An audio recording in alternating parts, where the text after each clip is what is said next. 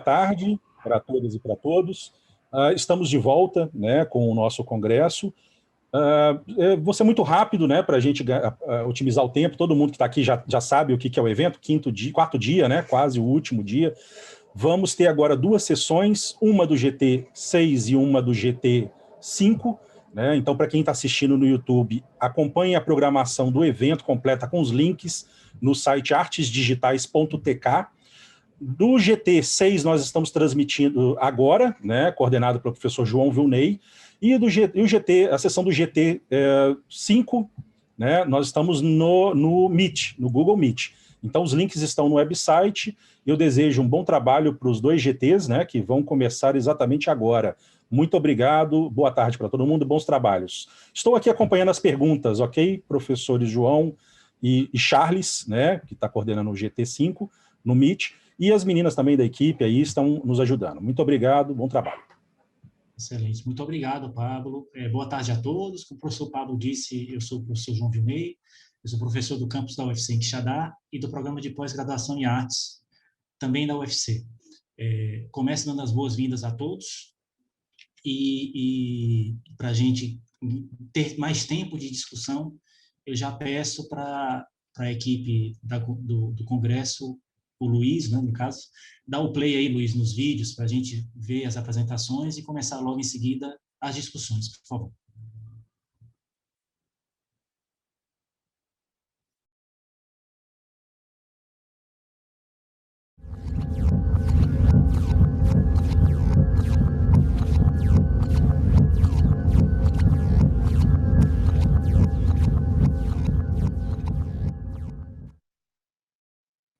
Olá, boa tarde. Eu sou o Cleiton Policarpo, eu sou professor temporário na graduação em Artes Visuais da ECA-USP e sou pesquisador no programa de estudos pós-graduados em Tecnologias da Inteligência e Design Digital, o TID da PUC de São Paulo. Eu vou apresentar aqui para vocês uma abordagem que, embora seja breve, espero que ela se complemente com o artigo que vai ser publicado junto nos anais e uma possível discussão que possa ser fomentada a partir do nosso encontro presencial. Performances multiespécies, o não humano na obra de Pierre Hughes. Acho que 3 pontos eles são importantes aqui nessa discussão a partir do título do trabalho, que seriam as performances multiespécies, o não humano e o Pierre Hughes, o artista francês. A abordagem que eu trago sobre o não humano, ela acaba incidindo numa visão que é um tanto quanto paradigmática desse momento que a gente vive. Então, nas últimas décadas, uma série de iniciativas no âmbito da pesquisa e desenvolvimento de tecnologias tem direcionado esforços para pensar as relações para além do humano meio, para além daquele modelo tradicionalmente hierárquico que vem sendo estabelecido já há alguns séculos. E eu começo falando um exemplo, uma citação da antropóloga Lila Schwartz, que ela resgata o historiador Eric Hobsbawm para dizer que cada época, cada reinício, cada recomeço de época é marcado por uma série de transformações de visão de mundo, e que não necessariamente coincidem com o modelo cronológico, com o calendário. Essa ruptura ela não obedece uma marca cronológica específica, mas ela catalisa uma série de mudanças que acabam rompendo com alguns padrões e desejos que vinham, utopias que vinham acompanhando aquele século anterior, aquele período anterior. E isso, a partir do trabalho do Hobsbawm, ela resgata a fala dele de que o século XIX, o longo século XIX, como ele chama, teria finalizado apenas a partir do final da Primeira Guerra Mundial, em 1918, que uma visão tanto quanto otimista do humano e toda aquela lustrosidade da Belle Époque caem por terra a partir da violência, a partir de todas as mazelas que são evidenciadas no período de guerra. E a Lila Schwartz, ela pontua que talvez da mesma forma o século XX ele possa ser marcado, o término dele, o início do século XXI, a partir de alguns eventos disruptivos nessas últimas décadas. E isso ela elege a pandemia do coronavírus como esse evento disruptivo. E, segundo ela, uma visão de tecnologia enquanto ferramenta antecipadora do homem, uma visão que ainda perdurava uma noção de evolução e crescimento do humano mediado pela tecnologia, posta à prova a partir da disseminação do vírus, do coronavírus pelo mundo, e que demonstra uma série de fragilidades, uma série de dificuldades do homem de lidar com o entorno que não estavam antes previstas e que não podiam continuar atendendo às demandas de um novo modelo, da emergência de um novo modelo de homem. E, de uma certa forma, acho um tanto quanto precipitado a definição de um período, de um evento específico nesse momento, tendo em vista que a gente não tem um distanciamento crítico. Mas é possível observar nas últimas décadas uma série de episódios que têm estimulado uma reflexão sobre os modos de construção de conhecimento, sobre a posição do sujeito com relação ao meio, dentre eles o antropoceno, a criação de uma nova época geológica a partir da constatação do impacto que a ação do homem tem sobre o planeta, as crises climáticas, o desenvolvimento de tecnologias que são capazes de substituir atividades antes exclusivas do humano, passam a ser realizadas por máquinas, algoritmos, a sofisticação dos algoritmos de Big Data, o próprio 11 de setembro, que acaba desencadeando uma guerra aniquiladora do outro, daquele que não é o sujeito ocidental. Então, todos esses eventos, de uma maneira ou de outra, eles colocam em xeque esse paradigma antrópico, que já não ampara essas demandas no nosso tempo. E claro que a pandemia do coronavírus ele vem se somar com essa série de eventos nesse sentido, e isso perpassa uma diversidade de campos de conhecimento das ciências naturais, físicas, das humanidades, como também na arte. Então, pensar a arte como um reflexo dessa série de acontecimentos que buscam uma reflexão a respeito do sujeito é pensar também como que esses agentes outros, esse não humano, passa a compartilhar de alguma promoção, alguma reflexão criativa, como que isso pode contribuir num novo pensamento a respeito do sujeito. E, por um lado, é bastante bem-vinda essa discussão no âmbito da arte, visto que é tradicional da arte uma discussão que excede o modelo discursivo tradicional, os debates que excedem essa discursividade que vem sendo pontuada ao longo da existência da humanidade, mas, por outro lado, também a arte sempre foi vista como uma atividade, a capacidade criativa como uma atividade que ela é restrita ao humano, que ela não pode ser delegada a outras espécies, a outras entidades, visto que seria o que de fato nos tornaria humanos, essa capacidade criativa, estética, inventiva. Então, os trabalhos do Hilg que eu trago aqui para a discussão, eles acabam corroborando nessa ideia de desconstrução de um imaginário de um sujeito excessivamente antropocentrado e acaba abrindo caminhos para algumas discussões que eu acho que são bastante pertinentes dentro desse nosso contexto atual, desse início de século XXI. O primeiro trabalho, o The Extinction, foi exibido na Bienal de São Paulo, na 32ª Bienal, e que mostrava numa primeira sala umas câmeras de alta resolução que haviam acompanhado larvas de mosquitos dentro de ceivas, e isso que remeteria a um período milenar anterior até a própria existência do humano, enquanto que na sala lateral uma colônia de mosquitos, eles se interagiam entre si e criavam um sistema autoeficiente também, independente da ação do homem. Aqui uma imagem de como isso estava sendo disposto na Bienal.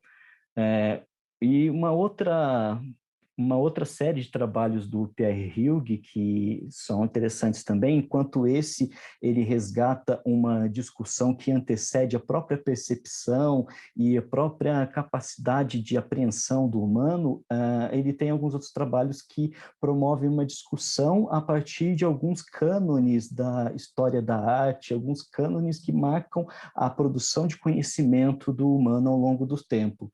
Então, Zoldran, esse é um trabalho que faz parte de uma série em que ele desenvolvia aquários onde colocavam objetos e animais para forjar interação entre seres marinhos e coisas. E aqui, esse Zoldran 5, o caranguejo usa a réplica da escultura do Brancusi, da Musa Adormecida, como abrigo. Então, isso traz uma série de discussões sobre a interação desse conhecimento que foi produzido com a natureza e com o meio, para além de um meio estritamente humano. O mesmo Nymphaeus Transplant, que é um trabalho em que ele reproduz literalmente as lagoas que são protagonistas em muitos dos quadros de Monet. Então, ele transfere, faz de fato um transplante a partir da água, retirando água e espécies das próprias lagoas de Monet, e a partir de vidros inteligentes e uma caixa de luz, ele recria o período em que a pintura foi realizada pelo artista. Então, também é uma reflexão sobre um dos cânones, um dos personagens mais importantes da história da arte. E aqui, um outro trabalho que eu acho bastante interessante dele, enquanto ele, nos outros trabalhos que eu mostrei aqui, discutia os próprios limites da percepção e de existência do homem dentro do mundo, os cânones, as obras que foram produzidas, a produção de conhecimento emblemática do humano, aqui ele fala de um cenário pós-apocalíptico de banimento da existência do humano. Esse vídeo foi gravado nas imediações de Fukushima, uma cidade que foi duplamente atingida, tanto por eventos de causa natural, o tsunami, quanto de causa humana, o tsunami que acarretou o rompimento dos reatores da usina nuclear, e que criou um ambiente absolutamente inóspito e inabitável, onde ele coloca esse macaco treinado para atender em restaurantes de Tóquio como um personagem o qual ele vai acompanhando e que continua a realizar essa tarefa incansavelmente, mesmo na inexistência de seres humanos. E esse movimento que acaba nos sendo estranhamente familiar, desse macaco que interage com as mesas e que dança e que passeia, acaba causando um desconforto em vê-lo naquela situação, talvez dentro da narrativa que se é construída, uma das últimas entidades que sobreviveram a esse apocalipse. Então, acho que é interessante ver como esse paradoxo da produção do Hughes pode contribuir numa reflexão a respeito da própria condição humana e dos limites dessa natureza humana.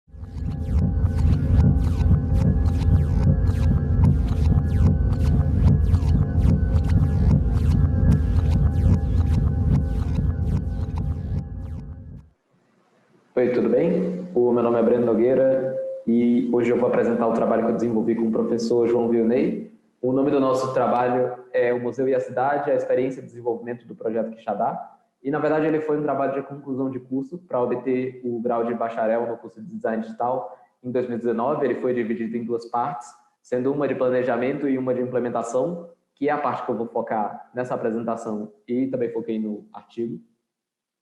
Inicialmente, vendo o nosso local de trabalho do projeto, o museu, ele antes era visto como um depósito de objetos históricos, porque ele tinha uma relação bastante rígida com o patrimônio, considerando patrimônio apenas objetos físicos, no caso, patrimônio material. E ele tinha ele era visto como o guardião da verdade, que estava contando uma verdade incontestável. Então, era uma relação bem rígida com o visitante. Coisa que, com o tempo e com a entrada dos patrimônios materiais, que são patrimônios intangíveis, como dança, crenças e entre outros, ele criou uma conversa muito mais flexível, sendo assim, virando assim um espaço discursivo e interpretativo. Mesmo essa flexibilização pode não ser ainda o suficiente para atrair uma geração digital, que está acostumada com o consumo de mídia proporcionado pelas tecnologias digitais, em que você tem participação direta na produção da mídia, de forma usando as mídias digitais, e também você tem um controle de o que, quando e como consumir isso, que pode ser totalmente diferente da relação que você tem com o museu, que é uma relação passiva. E diversos museus já sabem dessa diferença, e tanto que botaram experiências digitais juntos com a sua experiência de visitação. Dentre essas tecnologias digitais que eles utilizam na experiência de visitação, tem a realidade aumentada, que no caso faz parte de um grupo chamado Realidades Mistas, que são tecnologias que manipulam a realidade. A realidade digital, realidade virtual, ela utiliza a realidade real como base e mostra informações virtuais em cima dessa realidade. Então, por isso que o museu se atrai tanto por esse tipo de tecnologia, porque ele tem diversos materiais sensíveis e históricos que o visitante ele não pode ter contato. Então, uma tecnologia que faz com que a pessoa tenha interações diferentes, sem necessariamente encostar no objeto, pode ser uma aplicação muito interessante para um museu, no caso histórico. E, nesse caso, é isso que o projeto Quixadá faz. Ele relaciona a experiência de realidade aumentada com o museu. Só que os museus que utilizam essas tecnologias atualmente estão em cidades maiores, capitais, que fica meio inacessível para moradores do interior. Então, o objetivo desse projeto era criar um aplicativo que pudesse ser aplicado tanto em museus do interior quanto em museus de capital. Por isso que a gente utiliza o Museu Histórico de Jacinto de Souza, que é o Museu Municipal de Quixadá, a cidade que o projeto foi aplicado, que tinha processos totalmente analógicos, mesmo tendo um conjunto grande de obras. O projeto, como eu falei, ele teve 2 etapas, e na etapa de implementação foi desenvolvido primeiro um protótipo, depois esse protótipo foi testado, os problemas foram corrigidos e teve a implementação final. No protótipo, eu utilizei como tecnologia para criar o protótipo o Adobe XD, porque eu queria que o usuário tivesse uma relação mais próxima do aplicativo final enquanto estivesse usando. Então, esse sistema ele permite com que o usuário ele clique na tela e se desloque entre telas como se ele estivesse usando um aplicativo normal, tipo clicando em botão e interagindo. E agora eu vou mostrar as principais funções do nossa solução, que é um aplicativo digital que utiliza a realidade aumentada para dar interações para o visitante do museu que ele não tinha antes. Então, nessa tela de tutorial, a gente pode ver as quatro interações resumidas. Ele pode, primeiramente, capturar uma obra utilizando um marcador virtual que vai ter próximo às obras do museu, que quando o sistema reconhecer, ele vai ter acesso a uma obra virtual, que é um modelo 3D, que ele pode colecionar, ver mais informações e ver detalhes daquele modelo 3D. Ele pode também, com esse modelo, querer expor na cidade, brincando mais com essa dinâmica do museu, que ele vai lá para ver uma exposição, mas ele acaba fazendo uma exposição própria também. Então, ele pode pegar essa obra e pôr em qualquer local que ele desejar na cidade, usando realidade aumentada. E toda vez que ele passar naquele local, ele vai poder visualizar a obra que ele expôs, utilizando o aplicativo. Mas essa obra ela não vai ficar fechada só para esse usuário. Qualquer usuário que passar lá e utilizar o aplicativo, ele vai ver a obra que essa pessoa expôs. Então, você não faz uma exposição para você, você faz uma exposição para todas as pessoas. Então, a cidade vira um campo de exposição e uma exposição coletiva, em que todos podem expor ao mesmo tempo. Aqui nas próximas telas, a gente pode ver mais a dinâmica de capturar e expor a obra, que ele abre a câmera e quando o sistema reconhece o cartão marcador, ele disponibiliza o modelo 3D da obra, que a pessoa pode tanto visualizar o modelo 3D mexendo com o touchscreen ou ver mais informações. E quando ele clicar em expor a obra, a câmera é aberta de novo e ele bota essa obra no local que ele quer expor ela. E essa localização de GPS vai ficar salvo atrelada àquela obra. O teste de usabilidade foi feito com 9 participantes para encontrar problemas na usabilidade do sistema. Ele tinha 5 tarefas que a pessoa tinha que fazer no sistema, não necessariamente nessa ordem que está sendo apresentada, mas elas resumem o uso básico que a gente imaginou para o sistema. E os problemas foram, em sua grande maioria, estéticos, que no caso era mudar o ícone do menu, adicionar sombras nos botões e dar mais destaque ao perfil. Nas obras virtuais, elas foram obtidas em parceria com os alunos da disciplina de modelagem digital, do curso de design digital. Eles tiveram que fazer um trabalho no museu para modelar, escolher obras para modelar. E eles disponibilizaram as obras para serem usadas no aplicativo. Foram escolhidas 8 obras, que ocorreu um problema de adaptação dessas obras para o Unity, que no caso seria a plataforma final, que elas foram modeladas em Blender, e quando você passa de um sistema para o outro, todos os materiais e texturas são perdidos, o que ocasionou de eu ter que refazer todas essas texturas e materiais usando os materiais do Blender. Do Blender não, do Unity, quer dizer. E esses são os exemplos de obras, e embaixo do nome da obra tem o nome da pessoa que modelou. Foram 8 obras ao total.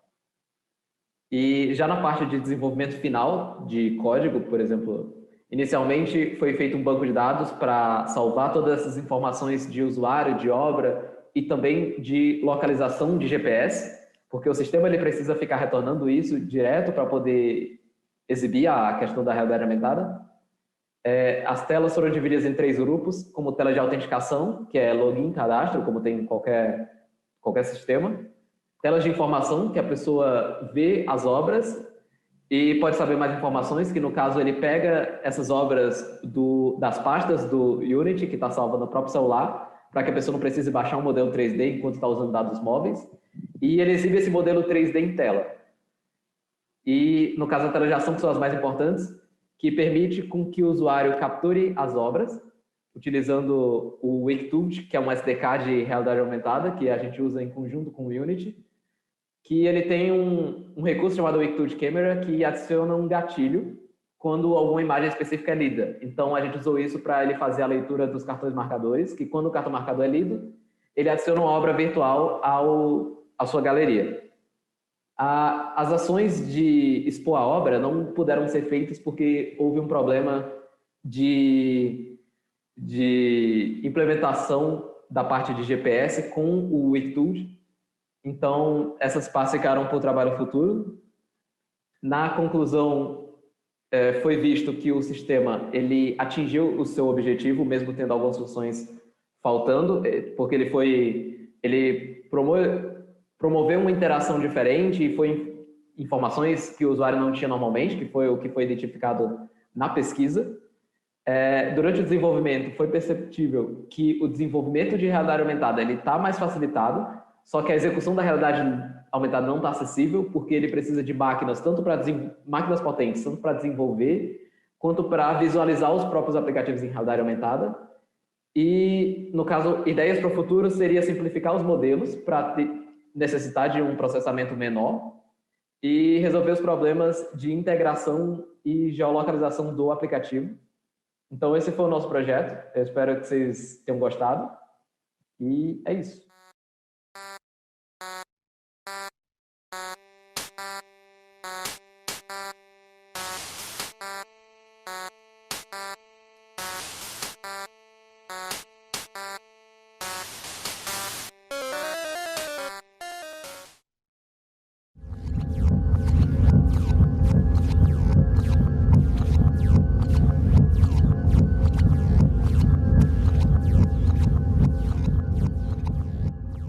Pessoal, meu nome é Rômulo, sou mestrando em Ciência da Computação na Universidade Federal de São João e hoje eu vou apresentar um trabalho sobre arte pública digital. Durante todo o trabalho, eu irei percorrer esses temas, a começar por uma introdução sobre o que é arte pública. No final da década de 1960, a arte entrou em um processo de desmaterialização, o que fez com que ela deixasse de lado sua definição universal, assim como o culto a objetos. Isso levou a algumas transformações sociais e uma troca veloz de informação, e levou os artistas a questionarem e até mesmo alterarem suas realidades. Nesse contexto que surgiu na Itália a arte povera, ou arte pobre, em tradução livre, que foi um termo cunhado por Germano Celante, que referia-se a um tipo de arte pautado no uso de materiais de baixo custo ou naqueles pouco convencionais no meio artístico, como areia, madeira, jornais e etc., almejando atingir um estado poético a partir de equipamentos simples. O objetivo disso era empobrecer a arte e eliminar as barreiras entre ela e o cotidiano, além de tecer uma severa crítica ao consumismo. Dentre as ideias principais que estruturaram o movimento, a gente observa um contraste entre os materiais manufaturados e industrializados e uma oposição ao minimalismo norte-americano, assim como ao modernismo e ao pop art. Os principais artistas que encabeçaram esse movimento foram Michelangelo Pistoletto, Giovanni Anselmo, Mário e Marisa Meres. Aqui a gente pode observar a obra Vênus de los Trapos, de Michelangelo Pistoletto, onde ele utiliza bastante desses elementos. Bom, quanto à arte pobre no Brasil, ela começou a adentrar o país devido a uma correlação feita por críticos e artistas com um outro movimento de vanguarda da época, que era a arte ambiental, que utilizava a natureza como inspiração ou matéria-prima para suas obras. Para alguns autores contemporâneos, como Lucila Saccar e Carlos Basualdo, a relação entre os movimentos de vanguarda se dava pelo fato de substituírem o culto da imagem por ações físicas e assim como escaparem de uma definição formal para suas obras e se oporem ao minimalismo. A autora ressalta uma pequena diferença entre as duas, é que a arte brasileira era muito mais violenta e crua, isso devido ao período de opressão da ditadura militar. A arte povera, ela também tem um grande potencial contra-hegemônico. Só que, primeiro, é importante a gente entender o que é o conceito de hegemonia e analisar quais são suas nuances, onde e como ela se aplica. Esse movimento ele propõe uma distinção social dividida em norte e sul. Essa distinção ela é principalmente cultural, social e religiosa. E ela estrutura e sustenta o colonialismo, que é uma prática de controle e exploração de direitos. Desse modo, se consolidou uma concepção de humanidade segundo a qual a população do mundo é diferenciada entre seres inferiores e superiores, irracionais, racionais, primitivos e civilizados. Assim como a epistemologia propõe uma ação contra-hegemônica, que vai contra todos esses conceitos, né? Sempre tentando validar conhecimentos subalternos e que foram negligenciados por anos, os movimentos artísticos eles também são questionadores de padrões estéticos e socioestruturais da condição hegemônica. Então, a partir da conceitualização de arte pobre e levando em consideração seus fundamentos filosóficos e estéticos, ela pode ser considerada um movimento contra-hegemônico.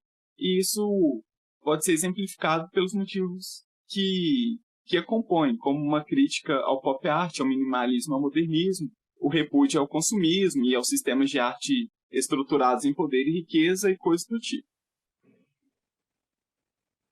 Para entender a arte pobre digital, primeiro a gente precisa de entender a era da informação e a arte digital como um todo. A era da informação é o nome dado ao período que sucede à era industrial e é marcado por grandes transformações sociais, enquanto a arte digital, como vocês bem sabem, é qualquer tipo de arte feita através de meios tecnológicos ou apresentadas através deles. Só que o grande número de objetos e parafernálias tecnológicas geradas ao longo do tempo também fez com que eles ficassem rapidamente obsoletos e fossem rapidamente descartados pelos seus usuários. Dessa forma, gerou-se muito lixo eletrônico, sucata e resíduo. A partir disso, alguns artistas, artesãos, designers e engenheiros encontraram nesses materiais, já sem nenhum valor agregado, inspiração e matéria-prima para fazerem suas obras. Lembrando que é característico da arte acolher rachados e atribuir a eles novo significado e novas técnicas.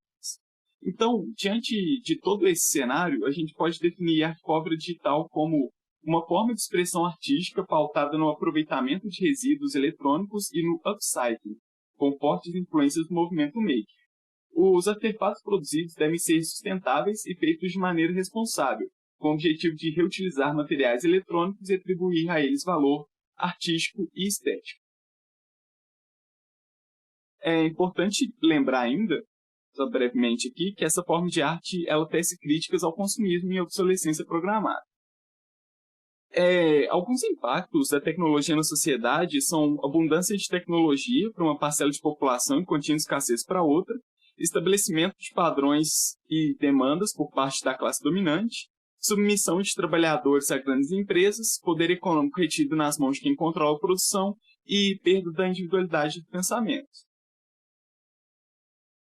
A arte pobre ela pode auxiliar em alguns desses problemas, já que ela propõe a reutilização e atribuição de nova função a artefatos eletrônicos, que muitas vezes são vistos como artigos de luxo. Ela também rompe com o estabelecimento de padrões, assim como atribui aos indivíduos a capacidade do pensamento próprio. Essa questão de reaproveitamento, aliada à crítica ao consumismo, ela pretende diminuir a distância entre pessoas que têm acesso a um bem de consumo e as pessoas que não têm. Ela também é pautada na economia solidária, que consiste em trocas recíprocas de conhecimento e relações não hierárquicas entre fornecedores e utilizadores. Sempre foi papel da arte fazer uma análise da contemporaneidade e inserir tecnologias de cada época ao seu propósito. A inserção da computação e das interfaces digitais é de fundamental importância para a estética e história da arte, relacionando-se com o rompimento das fronteiras na produção e circulação artística. Assim, a arte pobre digital apresenta-se como mais um caminho para o uso de equipamentos tecnológicos na arte, atentando-se especialmente àqueles que são relegados, considerados de baixo valor.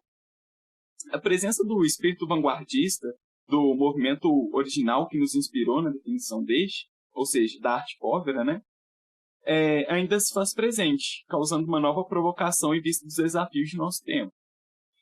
O nosso artigo, é importante ressaltar, que em nenhum momento ele tenta tomar para si a autoridade de ser o que é ou o que não é arte a partir do uso de interfaces eletrônicas.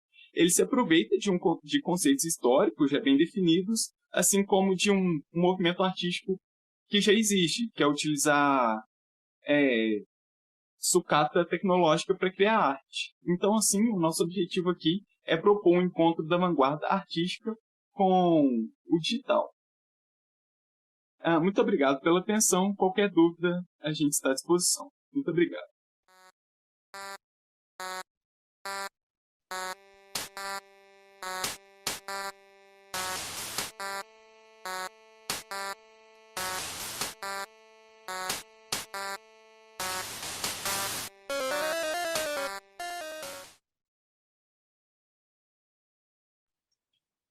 Obrigado, Luiz, por ter apresentado os vídeos do grupo. Adorei ter vocês aqui nesse nosso GT. Eu tenho acompanhado o congresso, as discussões são muito interessantes, mas me sinto muito felizardo em poder ter essa... A gente vai ter uma horinha quase para poder conversar sobre os trabalhos e poder também dar a palavra para vocês, comentar um pouco das perguntas que têm chegado.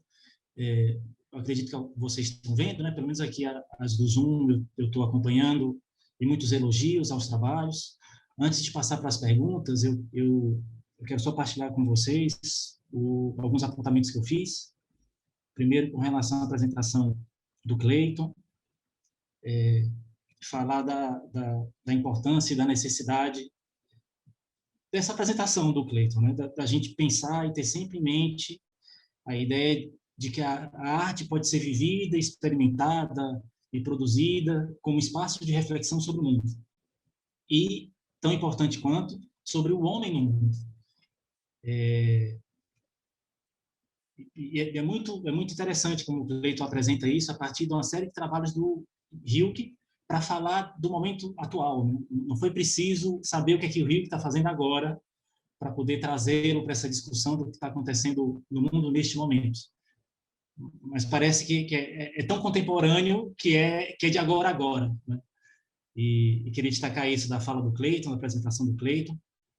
Com relação ao trabalho do Breno, como o Breno disse, né, eu participei da pesquisa dele, orientei o trabalho do Breno, quero partilhar com as mais de 110 pessoas que estão conosco agora aqui no Zoom, que para mim é um orgulho muito grande acompanhar o Breno e trabalhar com ele. Isso foi um trabalho de TCC, de fim de curso, como ele disse, para o curso de Design Digital, que é um dos cursos que nós temos lá no campus da UFC em Quixadá, e o Breno procurou um espaço expositivo da cidade para trabalhar com esse espaço expositivo e criar com ele, né? Com ele e para ele. E a partir de uma ideia é muito rica, é exatamente isso que eu quero destacar da fala dele, do trabalho dele, porque ele apresenta como uma conclusão que se interliga muito proximamente à palestra de ontem da Paula, né, da Paula do Faio. Inclusive, era a pergunta que eu ia fazer para ela, mas não consegui fazer porque a gente preferiu fazer as perguntas que vinham das pessoas que estavam assistindo. O Breno percebeu que, especialmente no contexto de Quixadá, uma cidade pequena, né, no sertão do Ceará, que eu acredito que muitos de vocês não conheçam, é difícil um sistema desse funcionar, porque as pessoas simplesmente não têm hardware, ou a internet não funciona bem em muitas partes da cidade. E foi interessante o Breno passar pela experiência de desenvolver, chegar na parte dos testes e perceber isso. Esse mesmo trabalho, se fosse, por exemplo, em São Paulo, para ser apresentado num file da vida, funcionaria de outra forma. Né? E esse tipo de reflexão no trabalho desenvolvido num TCC e o aluno chegar nesse ponto, isso é uma coisa muito rica. É coisa que eu destaco da fala do Breno.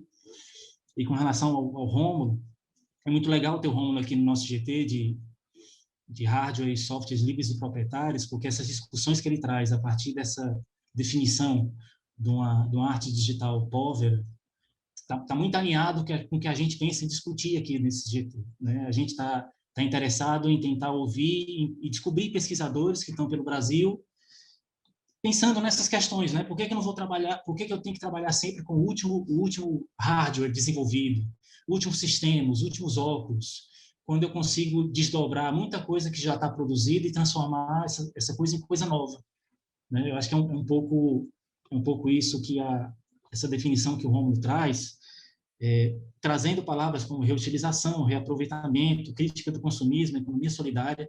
É importantíssimo que isso esteja nas nossas reflexões e nos trabalhos artísticos que a gente desenvolve, especialmente neste espaço, né, neste lugar de arte e tecnologia, né, que é o que o Congresso está reunindo aqui, né, pessoas que produzem, que refletem sobre essas questões. Por isso que eu me sinto tão privilegiado, eu agradeço muito a apresentação de vocês e vou dar uma olhada agora aqui nas perguntas. E algumas perguntas. Sim, tem. Se você quiser. Ou você já... Eu posso. Pergunta ao Luiz Carlos. Quem é o Luiz Carlos? É Rômulo. Pois é, não, o Luiz Carlos está passando o vídeo, confundiram. Eu acho que é o Rômulo. Desculpa, tá é o bem. Rômulo, então. Desculpa por tá falar bem. isso. Ô, Luiz, sim. Eles confundiram Rômulo, então... aí, né? Não é para mim, não é para o Rômulo. Era engraçado. Né? Desculpa a minha interferência aí. Vi uma pergunta pro Luiz, ia ser engraçado. Podia ser também uma pegadinha, Luiz. Um colega seu aí do Congresso fazendo isso, mas não é o caso. Breno, eu vou começar aqui com uma pergunta sua que me pareceu ser a mais antiga, né? A pergunta do Felipe Duarte. Ele pergunta o seguinte, dá os parabéns pela apresentação, e ele pergunta, o museu prevê a disponibilização de dispositivos para a comunidade ou imagina-se que cada usuário terá de usar o seu próprio telefone? O Breno, comenta, por favor. Então, a intenção era cada usuário utilizar o seu próprio telefone, porque o museu ele não tem verba suficiente para disponibilizar o aparelho. E também, como a dinâmica prevê, sugere que a pessoa espalhe aquelas obras pela cidade, a pessoa não teria como levar o aparelho para outros locais fora do museu, né? Isso seria um problema para a própria infraestrutura de lá.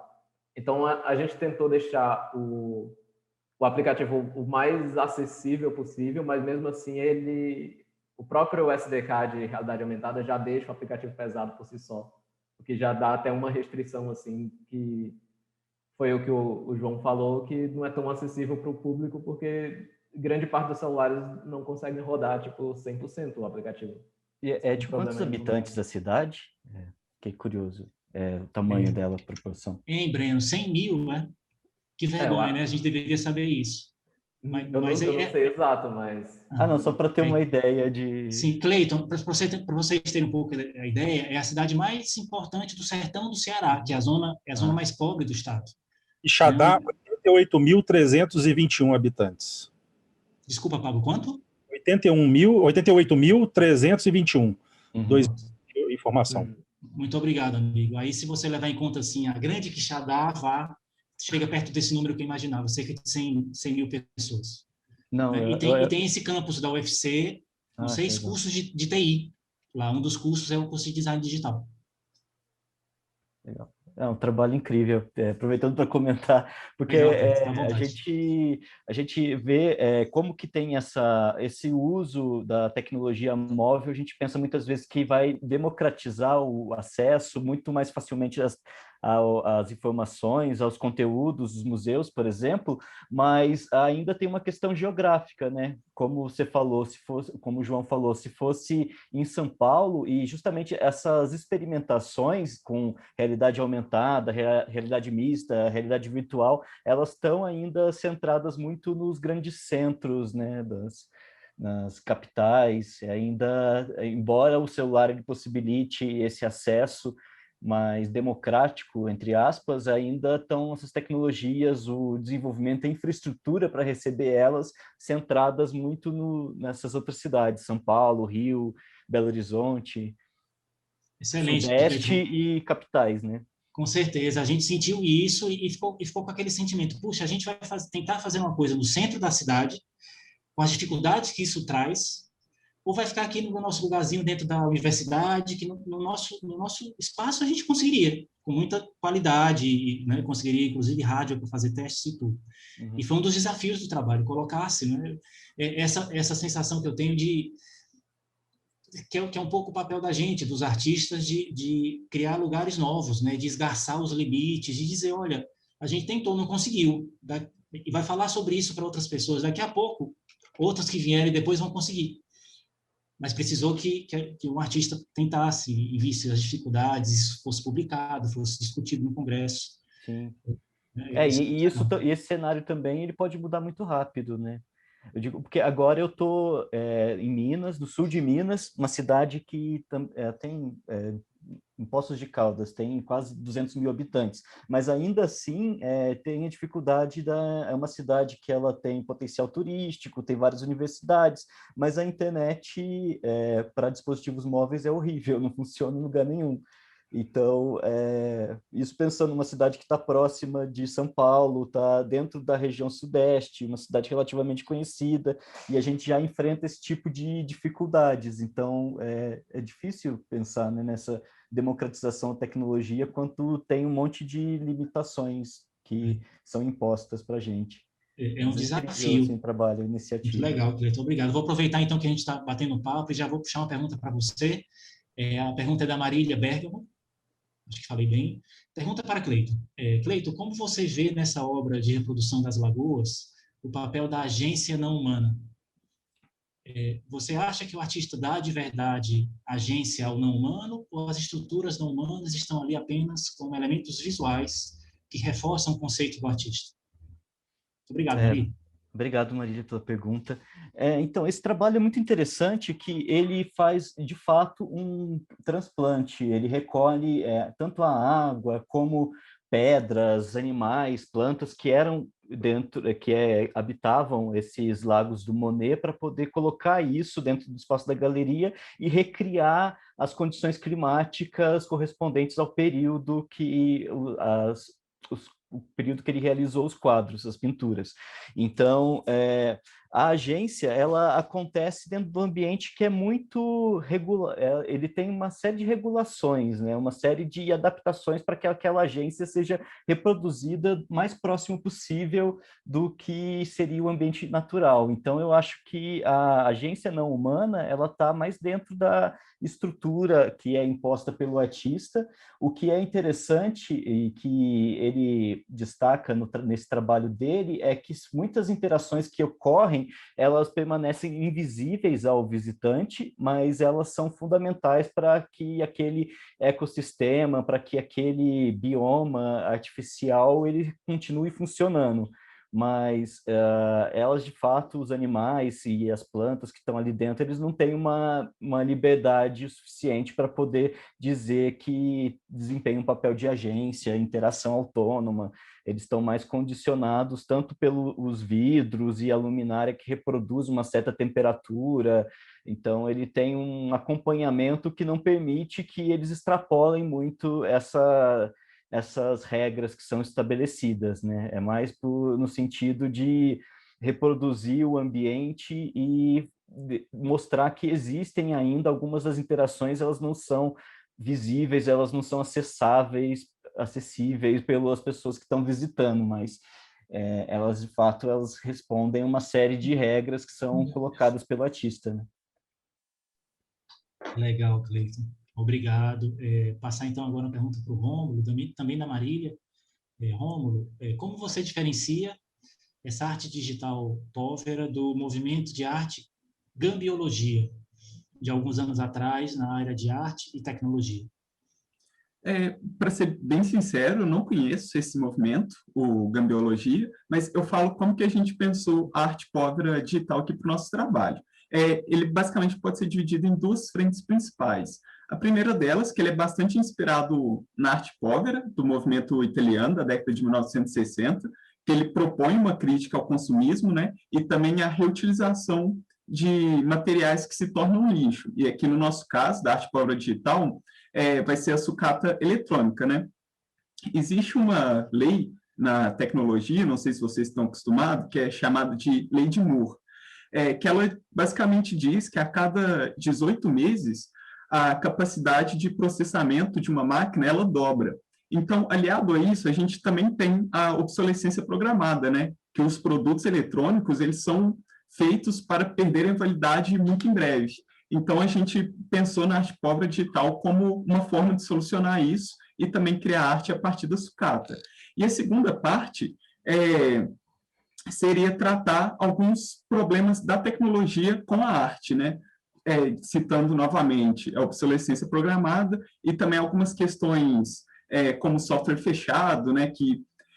Porque a arte ela sempre foi um pouco elitista, né? E quando a gente transformou isso para o computador, a gente pensou que, pelo fato do computador já adentrar mais os lares das pessoas, ser uma coisa um pouco mais acessível, que esse problema em relação à arte também estaria resolvido, né? Só que não aconteceu isso, porque muitos softwares para criação de arte, seja qual for, né? Imagem, vídeo, música, eles são proprietários. E como eu disse na apresentação, isso também está no nosso trabalho, a gente é levado a acreditar que a gente só vai criar arte igual as pessoas que a gente se inspira, se a gente tiver um material igual deles, né? E a discussão que a gente propõe é justamente o contrário, de usar software grátis, ou se não open source, para chegar nessa criação artística. Que legal, Romulo. A gente tem desenvolvido em Quixadá uma pesquisa, eu tenho um grupo de pesquisa que está se debruçando sobre os trabalhos desenvolvidos nos programas de pós-graduação em arte do Brasil inteiro, dos últimos 10 anos, e tentando perceber se há pessoas discutindo essas questões, especialmente essas questões. E é muito curioso, porque os primeiros dados que a gente tem recolhido dessa pesquisa é que é muito raro. Dentro dos programas de pós-graduação em artes do Brasil, praticamente não aparece essa discussão. Discussões, palavras-chave como interface, interação, a gente também pesquisou interação humano-computador, software livre, hardware livre. Isso tudo são questões que muitos trabalhos trabalham, né, que muitas pesquisas discutem, mas não aparece. Aparece transversalmente. A pessoa diz lá o software que usou e usou um software pirata, e isso não é discutido, né? Por que eu vou fazer aqui um negócio com, sei lá, com Isadora, quando tem o Puridata que me permite fazer a mesma coisa, é diferente, mas é a mesma coisa. Para quê? E o processo em outras ferramentas abertas, com comunidades que estão em volta, trabalhando junto, tentando melhorar esses softwares. como é que eu integro a minha pesquisa em artes nessa discussão que é muito mais ampla de mundo, né? E acho que é por isso que é tão rico este nosso grupo, esses trabalhos que estão aqui, porque conversam muito nesse ponto, né? Da relação do artista com o mundo, da arte com o outro, da arte com o homem, né? Do homem no mundo. Essa discussão sobre software livre, ela existe desde a década de 1980, mais ou menos, ou talvez um pouco antes, na área da computação, né? Só que é mais voltada para coisas voltadas para a tecnologia mesmo, né? Linguagem de programação aberta, software de produtividade, etc. E sempre que a gente fala em tecnologia também, sempre, no senso comum, sempre vem à cabeça das pessoas as big techs, né? As grandes empresas que elas sempre trabalham com patentes, com software fechado e etc. Então, eu acho que a gente tem outros trabalhos também desenvolvidos nessa área de interação humano-computador, com software aberto, né? E coisas do tipo. É uma coisa que a gente realmente acredita, tanto para a parte da computação quanto a parte da arte. Excelente. E eu queria perguntar também para o Rômulo, o Arte Povera Digital é esse grupo que vocês definiram, ele já é citado o termo por algum outro autor, ele já tem alguma referência anterior? Cleiton, nas nossas pesquisas para esse trabalho, procurando justamente por esse termo, a gente não encontrou.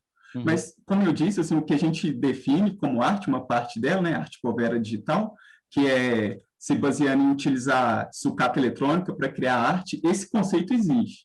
Ele só não tinha sido nomeado antes como Arte Povera Digital, né? Então, essa é a atribuição que a gente dá ao termo.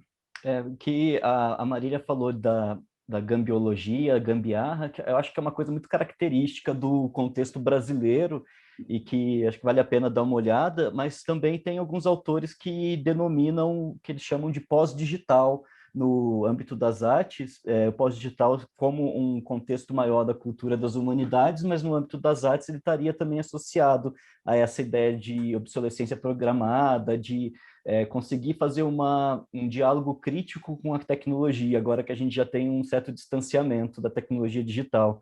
E eu lembrei de uma frase que eu não lembro de que livro que é, mas é do Walter Benjamin, que o James Bridley cita no livro dele, que é A Nova Idade das Trevas, o livro, que ele fala não há história da tecnologia que não seja história da barbárie. É alguma coisa assim, o sentido é esse, a frase acho que não é exatamente essa, mas eu achei interessantíssimo, né? Porque você pensa que toda a história da tecnologia ela é construída em cima de uma história de barbárie, de uma certa forma, seja pela própria exploração dos recursos naturais para desenvolvimento de tecnologia, exploração da mão de obra humana, quanto também pela obsolescência que acaba gerando lixos e um monte de outras coisas, né? Me permite só uma parte, João, rapidamente. Na verdade, à vontade, o monumento de cultura é um monumento de barbárie do Benjamin, né? Isso, eu acho que é isso. Monumento de cultura. Provavelmente você deve ter lido um autor que deve ter feito um desvio e colocado tecnologia. Isso, foi o Bridley, que é o britânico. Não, genial, genial. Eu acho que isso vai muito de encontro com uma parte que a gente fala também no nosso artigo, que é sobre a colonização e a decolonização, né? Como que a arte atua como um fator decolonizador e como que a arte pobre digital pode ajudar nisso. Novamente, fazendo aqui a relação com a tecnologia, né? Porque a tecnologia, geralmente, a gente que está num país em desenvolvimento, né? Em condições de capitalismo periférico e etc., a gente sempre sofre primeiro com essas coisas, né? Falando agora das mazelas da tecnologia, né? Que é fake news, tipo roubo de dados. Acho que roubo é a palavra correta, não tem outra para não dizer, né? E utilizando isso junto com a arte, a gente pode romper com isso, sabe? É uma outra discussão que vale a pena ser discutida, sim.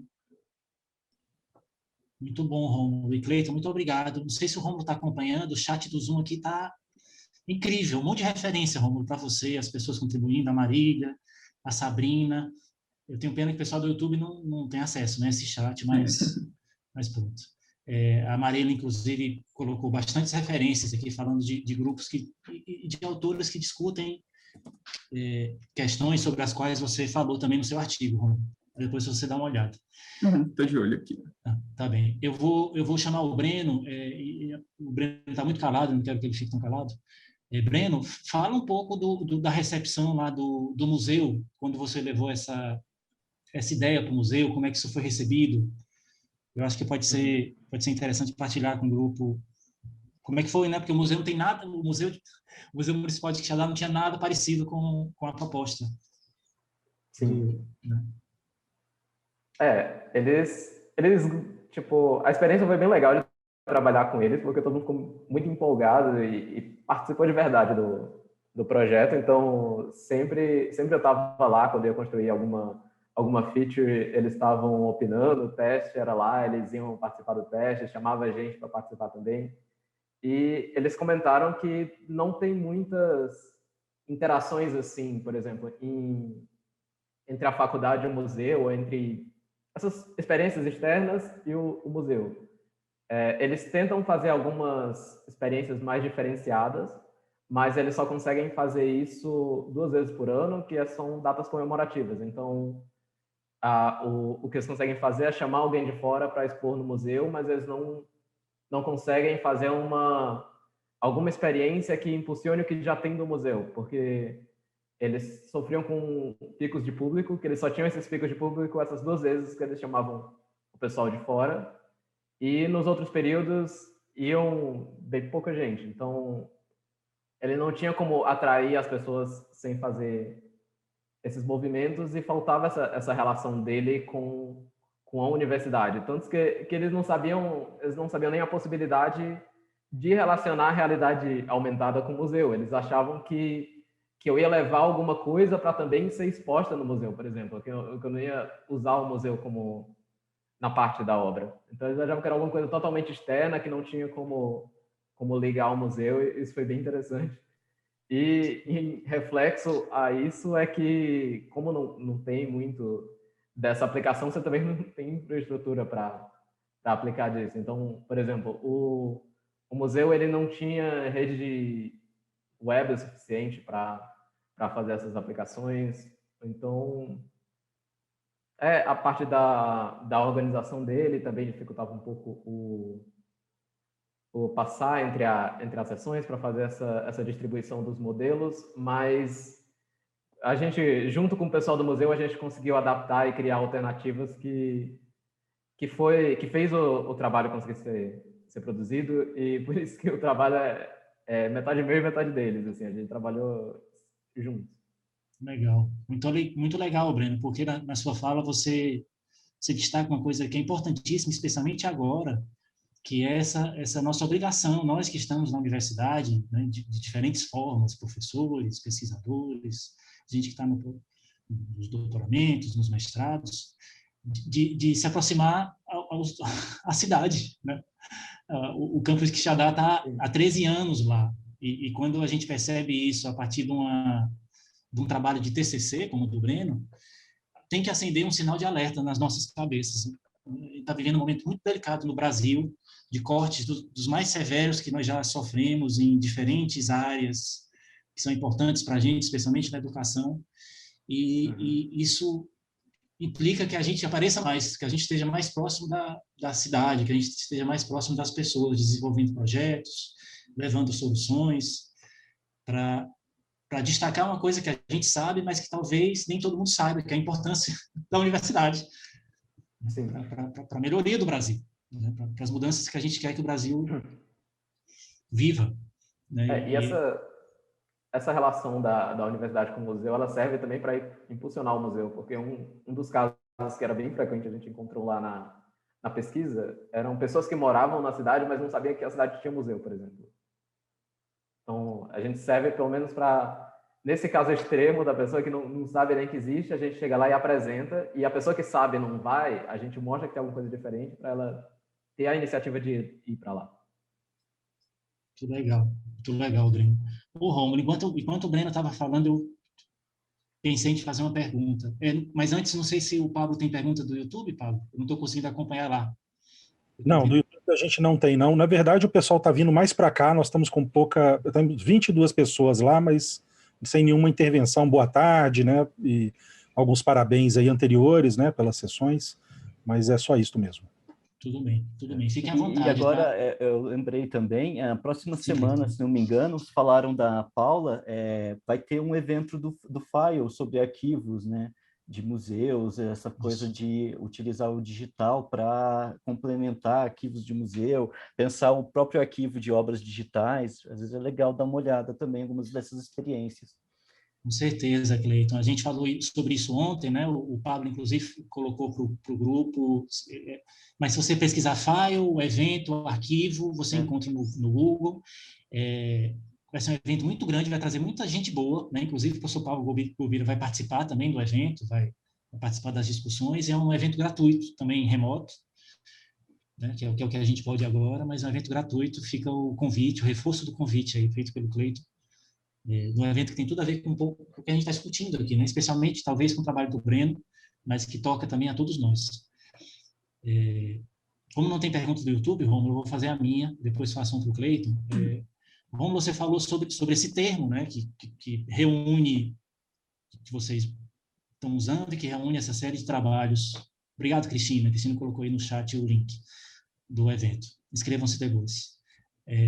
Que reúne essa série de trabalhos com essas características. Aí a minha dúvida, eu queria que você comentasse um pouco, se vocês estão fazendo, se vocês estão desenvolvendo trabalhos com essas características, que tipo de trabalho, partilhe um pouco conosco. A arte povera, o movimento original, ele era muito caracterizado por instalações mesmo, né, e esculturas. Nesse ponto a gente ainda não chegou de fazer utilizando peças de computadores, etc., né? Só que o nosso trabalho ele é mais voltado para softwares livres e softwares e peças artísticas feitas no computador, né? A gente agora está tendo uma disciplina que o Flávio, que é o meu orientador, e escreveu esse artigo junto comigo, né? Que ele está dando na Universidade Federal de São João, que a gente introduz o processing para os alunos, né? No curso interdisciplinar de mestrado que tem lá na faculdade. Então, a gente recria tanto algumas obras já conhecidas, quanto permite que os alunos façam as suas próprias ideias e algo do tipo, né? E surgiram algumas peças a partir disso, né? A partir delas terem sido anteriores a esse artigo, eu acho que elas se encaixam aqui. Como, por exemplo, o Caos da 5, que é uma performance que o Pablo citou, logo no início do nosso debate, né? Que a gente utiliza de software livre e alguns que são algumas peças um pouco relegadas no ambiente tecnológico para criar essa arte. Tem também o Moveri, que ele é como se fosse um artesanato digital. Eu posso enviar o link do nosso site para vocês, que aí vocês todos conseguem acessar essas obras lá. Só que a gente tem... Você pode colocar no chat aí. Coloco agora mesmo. Mas a gente está desenvolvendo bastante coisa no que diz respeito a software livre e software para produção artística. Coisa boa. Aproveitando aí que o Rômulo falou sobre o processing, não sei se todos estão sabendo, mas vai acontecer agora em abril. Eu coloquei também um link aí para vocês, de 11 a 17 de abril, o Processing Community Day Brasil, com muitas formações, formações introdutórias, e formações um pouco mais avançadas para quem já trabalha com programação e que já programa em Python, inclusive atividades de formação de conexão do processing com o Pure Data, Pure Data, que é outra coisa que a gente falou aqui hoje. Fica o convite também. Eu descobri esse evento hoje, né? Eu não faço parte da comissão nem nada disso, e vou estar lá para aprender, né? Fica o convite. O Processing é um programa incrível, o Processing é um programa incrível, open source, desenvolvido para pessoas que normalmente não sabem programar, como os artistas, né? Foi pensado e desenvolvido para o pessoal das artes, especialmente da música, mas também da imagem. Eu coloquei o link, John, esse PCD, Encontros Digitais, Processing Day Brasil. Também, se você pesquisar por isso, você encontra no Google, mas o link é esse que eu partilhei. Eu partilhei errado, desculpe. Eu partilhei para todo mundo que está na sala de espera. Agora está no chat para vocês. Processing Day. Aí vou fazer, não tem nenhuma pergunta. Obrigado, amiga, eu não tinha percebido que tinha feito mal. Vou fazer uma pergunta para o Cleiton. Cleiton, fala um pouco para a gente como é que esse artigo, como é que você começou esse artigo? O que é que despoletou em você a vontade de fazer essa reflexão a partir dos trabalhos do Hughes e essa reflexão sobre este momento que a gente está vivendo. Eu fiquei muito curioso quando te ouvi falar. Não, é um tema que faz parte da minha pesquisa de doutorado, falando sobre a relação do não humano na arte, mas pensando dentro desse contexto que coloca como uma virada do não humano que a gente tem a partir dos anos 2000, que é desencadeado por uma série de eventos que têm um certo caráter disruptivo e que fazem com que a gente tenha que revisionar todo esse ideário de humanidade, do sujeito antropocentrado, que é um modelo muito hierárquico e que ele passa a ser bastante questionado nas últimas décadas, principalmente, isso já, acho que desde os anos 60, e que esse próprio questionamento ele vem muito em paralelo com a história da arte, né? Nos anos 60, a gente tem uma virada na história da arte que começam a ter vários autores questionando a própria legitimidade do papel do autor no desenvolvimento das obras. Acho que desde o período pós-Segunda Guerra Mundial, a gente começa a ter uma série de intervenções, tanto artísticas quanto teóricas, conceituais, que tendem a reivindicam essa reformulação do sujeito. Então, isso acaba sendo muito mais evidente agora nessas últimas décadas, talvez na última década, por conta desses eventos, o antropoceno, as mudanças climáticas, agora a pandemia do Covid.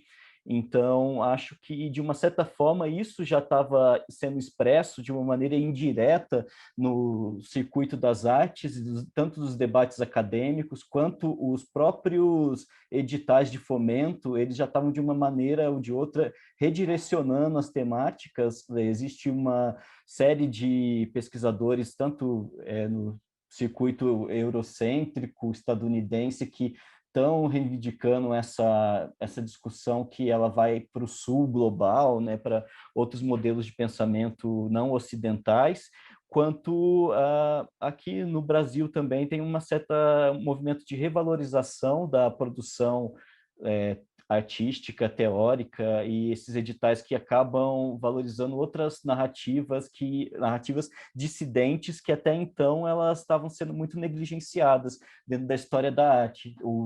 Então, a gente sempre tem uma história da arte que ela é pautada pelo modelo europeu, branco, homem, racional, ocidental, e tudo que fugia disso acabava sendo relegado para uma categoria de sub-humano, de inumano, e pensando não só dentro da espécie sapiens, né, que a gente poderia colocar essas narrativas dissidentes como o negro, LGBTs, as mulheres, que sempre tiveram relegados para o segundo plano, mas no âmbito das espécies, em que a gente começa a inserir essas discussões tanto com relação aos animais, plantas, sistemas de computadores, pensando em outras maneiras de produzir conhecimento e produzir arte que não estão tão centradas naquela narrativa antropocentrada.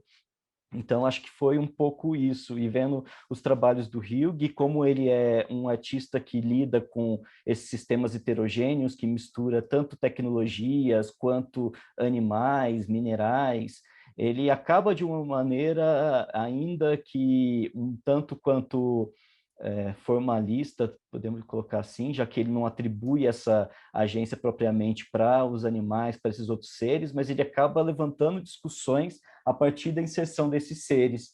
E foi um pouco a partir disso que veio o interesse de abordar o trabalho dele e dentro desses trabalhos que eu apresentei. Muito legal, Cleiton, muito importante, muito sensível também. Muitas vezes a gente vê essa palavra sensível, ou os afetos, sendo usado de uma maneira irresponsável. Mas é bonito quando a coisa é de verdade, sem a necessidade de você dizer que é os afetos, ou sensível, ou toque. O professor Pablo está achando graça, porque a gente conversou sobre isso mais cedo. E quando acontece sem a necessidade dessa conversa, muitas vezes furada, é muito saboroso. Pablo, você estava com a mão levantada ou foi impressão minha? Foi só para sinalizar que apareceu uma pergunta no YouTube. Coisa boa, por favor. Vitor Silva, sobre o trabalho do Breno, qual foi a parte mais difícil em sua execução? Deixa eu aproveitar, você usa o Wikitude aquela com a licença em Libras? Hein, Breno? Em Libras? Não, no caso eu uso uma licença de estudante que eu enviei e-mail para eles explicando como era o projeto e eles me enviaram uma licença de estudante para desenvolvimento, enquanto o projeto estava sendo executado. Porque é 2.300 libras para cima, né? Cada licença, a primeira licença lá. Sim, aqui é bem caro. O pessoal fala assim que dá para comprar um apartamento aqui na Savassi, uma licença dessa. Sim, um dos nossos planos futuros era substituir ele pelo AR Toolkit, que é software livre para realidade aumentada. Eu só não consegui ainda utilizar o GPS com o AR Toolkit, então por isso que a gente não usou ele nessa primeira versão. E lembrar também, aproveitar aí a fala do Breno, que era um trabalho de TCC, né? A gente correu e fez o que pôde, trazendo todas as discussões sobre software livre que a gente tem lá no curso e tem no campus, e o que deu, o que não deu, né? É isso, TCC.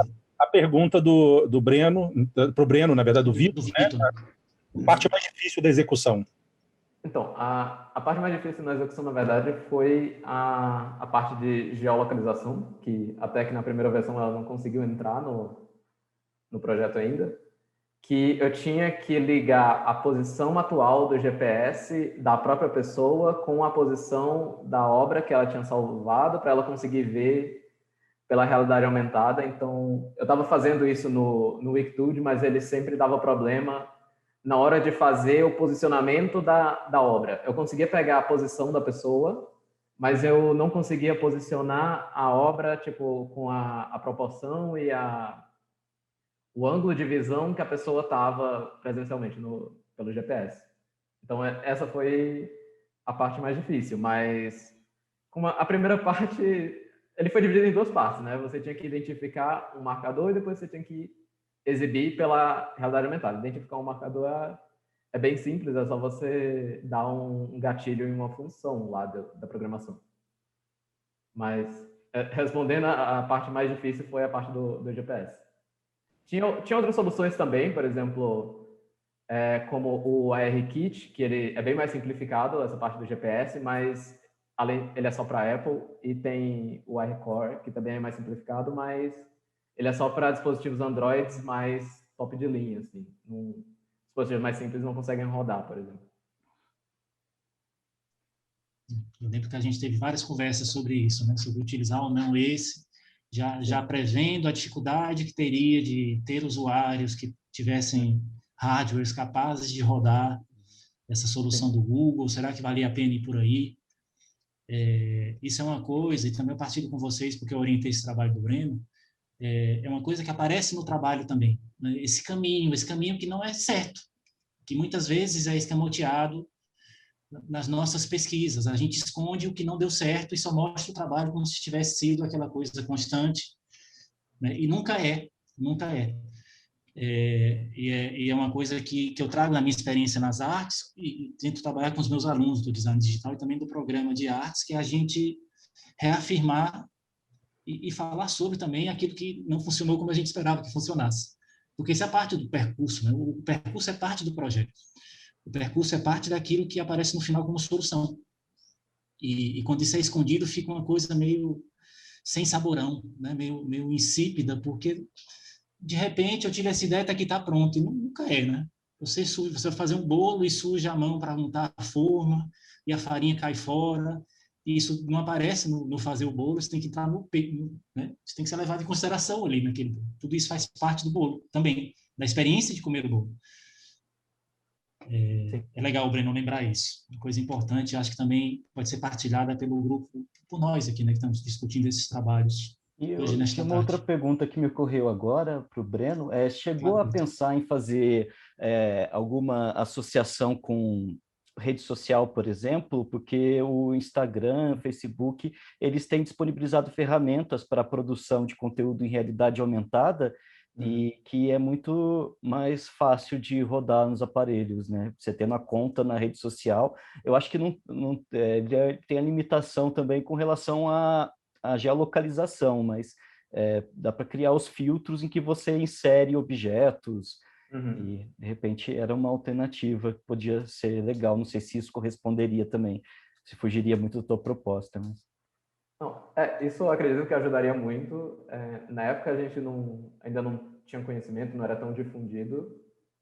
Eu acho que acho que foi o ano passado que eles começaram o Spark AR, que é a ferramenta que eles estavam disponibilizando, e que você cria nessa ferramenta e já consegue transpor direto para a rede social.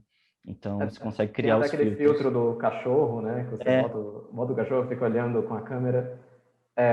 Na época, a gente não conseguiu achar exemplos assim. Teve outros exemplos de realidade aumentada também que a gente tentou implementar, mas não era tão fácil de achar a documentação deles online.